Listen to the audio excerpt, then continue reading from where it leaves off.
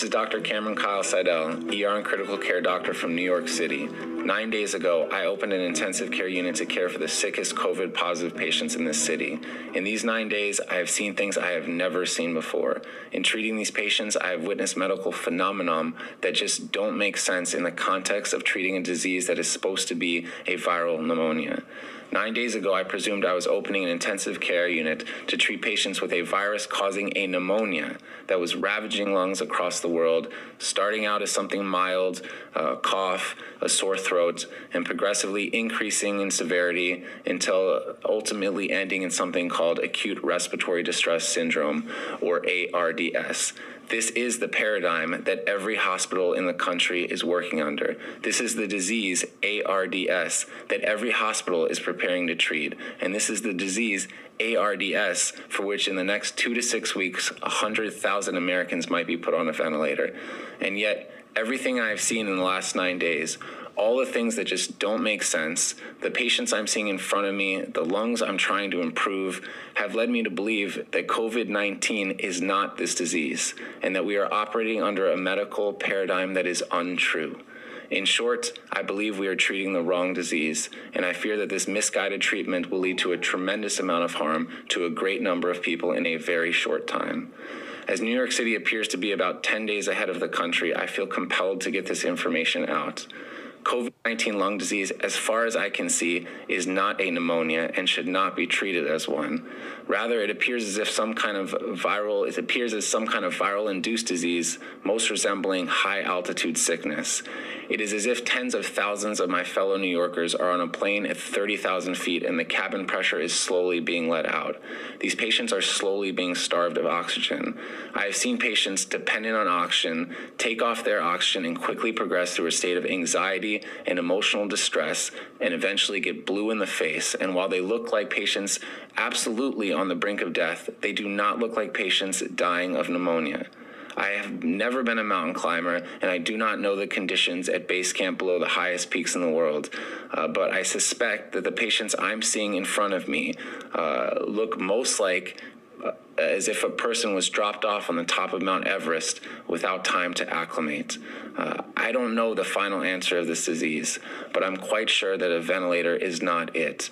That is not to say that we don't need ventilators. We absolutely need them. They are the only way at this time that we're able to give a little more oxygen to patients who need it.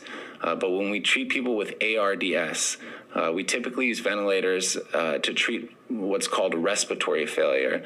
That is, we use the ventilator to do the work that the patient's muscles can no longer do because they're too tired to do it. These patients' muscles work fine. I fear that if we're using a false paradigm to treat a new disease, that the method that we program the ventilator, one based on a notion of respiratory failure as opposed to oxygen failure, that this method, and there are a great many number of methods we can use with the ventilator, but this method being widely adopted at this very moment in every hospital in the country, which aims to increase pressure on the lungs in order to open them up, is actually doing more harm than good, and that the pressure we are providing to lungs, we may be providing to lungs that cannot stand it, that cannot take it, and that the ARDS that we are seeing, that the whole world is seeing, may be nothing more than lung injury caused by the ventilator. Now, I don't know the final answer to this disease. I do sense that we will have to use ventilators. We will have to use a great many number of ventilators, and we need a great many number of ventilators, but I sense that we can use them in a much safer way. And a much safer method. That safer method challenges long-held dogmatic beliefs within the medical community and among lung specialists, which will not be easy to overcome. But I really believe that they must be overcome. There are hundreds of thousands of lungs in this country at risk, and the time to overcome them is now.